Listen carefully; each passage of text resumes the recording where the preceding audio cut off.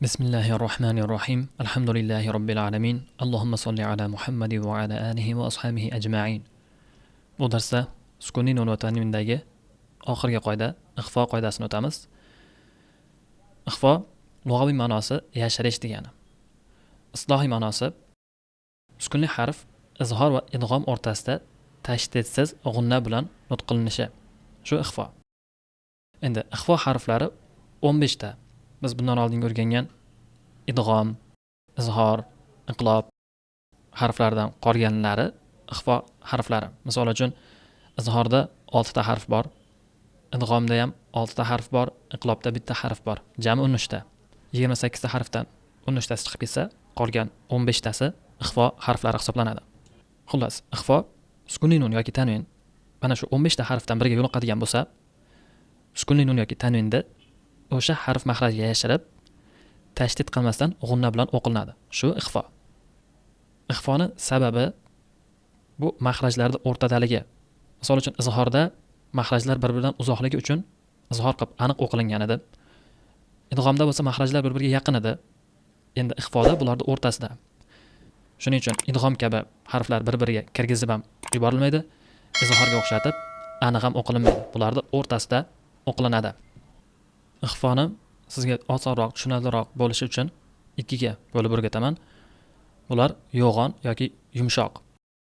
Tafhim, tarqiq deb ham o'rgatilinadi. Yo'g'on ixfo qachon bo'ladi? Ya'ni qachon yo'g'onroq o'qilinadi? Agar sukunli nun yoki tanvin 5 ta harfga yo'liqadigan bo'lsa, ya'ni 5 ta harfdan biriga yo'liqadigan bo'lsa, biz ixfoni yo'g'onroq qilamiz. Bular sod, dod, to, zo, qof. Mana shu harflar istiloh harflari deb o'rgangan edik. Mana shu harflarga yo'liqadigan bo'lsa, biz ixfoni yo'g'onroq qilamiz. Misollarda har bir uchun birma-bir ko'rib o'tamiz. Birinchi sod harfidan boshlaymiz. Uchala holatga ham alohida misollarni ko'rib o'tamiz. So'z ichida kelinganda, ikkita so'zda kelganda va tanvin sod harfi yo'liqqanda. Birinchisida yansurkum. Yansurkum. Mana shu yerda yan deganda tilni orqa qismi ko'tarilganligi sababli yo'g'onroq chiqadi. Yansurkum o'qilinmaydi. Yansurkum. Keyin yo'g'onlashtirish bu ya harfiga ta'sir qilib qo'ymasin. Yo o'qilinmasin. Ya. Ikkinchi misolda ansoddukum. Ansoddukum. Uchinchi misolda rihan sorsoro. Rihan sorsoro. Qof harfiga misollar fa'anqazakum. Fa'anqazakum. Shu yerda fa'anqazakum o'qilinmaydi. Fa'anqazakum. Ixfoni yo'g'onligi bilintiriladi. Keyingi misol fa'in qatalukum.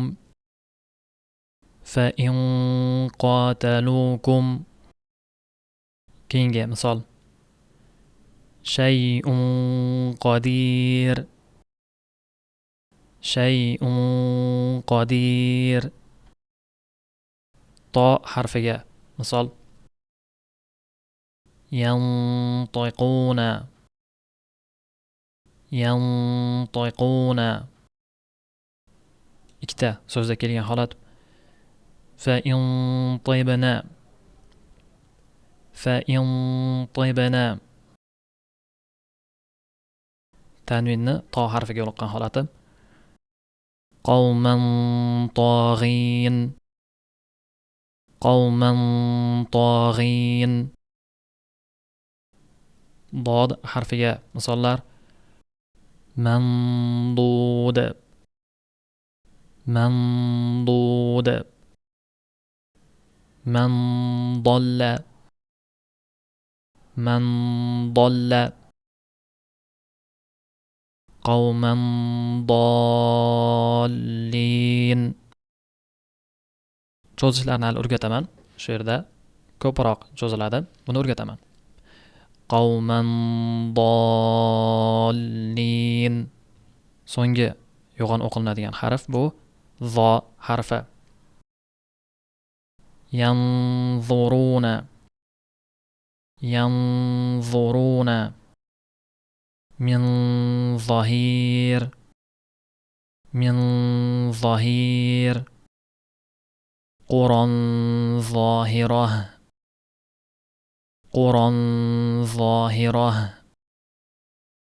Endi ana shu 5 ta harfdan qolgan 10 ta harf yumshoq o'qilinadigan harflar, ya'ni ixfosi yumshoq bo'ladi bularda. Zal harfiga misollardan boshlaymiz. Liyunzira, liyunzira. Endi bunda liyunzira deganda yengilroq bo'ladi. Liyun degan bir yo'g'on tovush berilmaydi. Liyunzira. Ixfoni talaffuz qilyap turgan paytda til o'sha harf mahrajiga borib turadi. Misol uchun liyunzira deb ixfoni talaffuz qilyap turgan paytda til zalni mahrajiga borib turadi. Liyunzira. yoki keyingi misolda man zallazi, man zallazi. Zillin zi, zillin zi. Sa harfiga misollar mansura, mansura. Min samaratin, min samaratin. Ma'an sajjaja, ma'an sajjaja. Kaf harfiga misollar ankala, ankala. Ankana, ankana. Fi yawmin kana, fi yawmin kana. E'tibor bergan bo'lsangiz, har bitta harfga 3 xil misol berilgan. Birinchisida bitta so'zni ichida kelgan holati, keyingisida ikkita so'zda kelgan holat va uchinchisi tanvinni o'sha harfga yo'liqqan holati. Ya'ni bo'lishi mumkin bo'lgan har bitta holat uchun misol berilgan. Keyingi harfimiz uchun misollar. Jim harfi anjaynahu, anjaynahu. Wa man jahada, wa man jahada. Fasabrun jamil, fasabrun jamil. Shin harfi uchun misollar. Manshura, manshura. Insha'a. Bu yerda nisbatan ko'proq cho'ziladi, buni o'rgataman keyingi darslarda. Hozircha 2 harakat cho'zsangiz ham mayliga. Insha'a.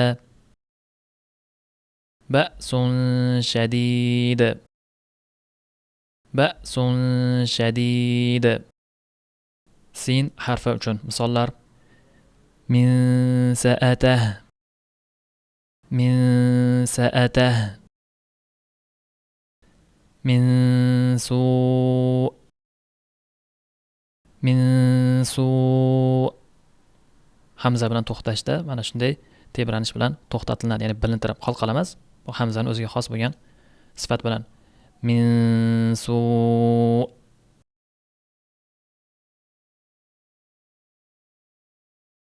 Qawlan sadida, qawlan sadida. Dal harfiga misollar. Inda, inda. Min duni, min duni. Qinwanun daniyah, qinwanun daniyah. Za yoki zay harfiga misollar. Munzala, munzala. فإن زللتم فإن زللتم يومئذ زرقا يومئذ زرقا فحرفية misollar انفروا انفروا وإن فاتكم وإن فاتكم عمي فهم عمي فهم وآخرgisi ta harfiga misollar منتهون منتهون من تراب من تراب جنات تجري جنات تجري. Endi ixfoda ko'p uchraydigan xatolarni ko'rib o'tamiz. Birinchisi, sukuniy nun yoki tanvindan oldingi harfni harakatini cho'zib olish. Misol uchun kuntum, mana shu so'zda ku deb ko'proq o'qish. Misol uchun kuntum kuntum uni cho'zib qo'yish. Bunga o'xshash holatlar ham boshqa misollarda ko'p uchraydi. Qisqasi, ixfodan oldingi harf harakatini cho'zib olmaslik kerak. Ikkinchi ko'p uchraydigan xato qisqacha bu izhor qilib qo'yish, ya'ni harflarni aniq o'qib qo'yish bo'ladi. Buni sababi nima? Til nunni maxrajida qolib ketib qoladi, yuqoriga tegib turgan holatda bo'ladi. Agar buni ajratadigan bo'lsangiz, keyin ixfo bo'ladi. Agar nun o'zini joyida bo'lib qoladigan bo'lsa, izhor bo'lib qoladi. Misol uchun kuntum yoki va in fatakum o'qilishni o'rniga va in fatakum bo'lib qoladi. Va xuddi mana shu narsa idg'omga ham o'tib ketib qolishi mumkin. Ixfo, izhor va idg'omning o'rtasidaligi uchun idg'omga yoki bo'lmasa izhorga o'tib ketib qolishi mumkin. Ixfo bu ikkovini o'rtasida. Uchinchi ko'pchilikdan xato bu yuqorida ko'rib o'tdik. Yo'g'on ingichka o'qilinadigan holatlar bor dedik. Shuni e'tiborga olmaslik. Bu juda ko'p uchraydi. Yo'g'on o'qilinishi kerak bo'lganda ingichka o'qilinadiganda yo'g'on o'qilinadi. Yuqorida ko'rib o'tdik. Faqat 5 ta harfda yo'g'on o'qilinadigan bo'ldi. Bular eslab qolishingiz uchun istiloh harflari. Biz o odatiy holatda a o'rniga o o'qiydigan harflarimiz. Misol uchun so, to, qo, zo. Shunga o'xshash mana shu o o'qilinadigan harflar edi. Shu istiloh harflar. Shulardagina yo'g'on o'qilinadi. Tushunarli bo'ladigan umiddaman. Asosiy shu 3 ta xato ko'p uchrab turadi. Sukuniy nun va tanvinga oid bo'lgan mavzular mana shular edi. Endi keyingi darsda sukuniy mimga oid bo'lgan darslarni ko'ramiz. U bir donagina dars oladi va mana shu o'rganganlarimiz ustiga quriladi va oson bo'ladi. Kim uchundir nimadir tushunarsiz bo'lgan bo'lsa, kommentarda yozishingiz mumkin yoki Telegram kanalimizga o'tib o'zingizni savollaringizni berishingiz mumkin. Vaqt ajratib javob berib o'tib ketishga harakat qilamiz.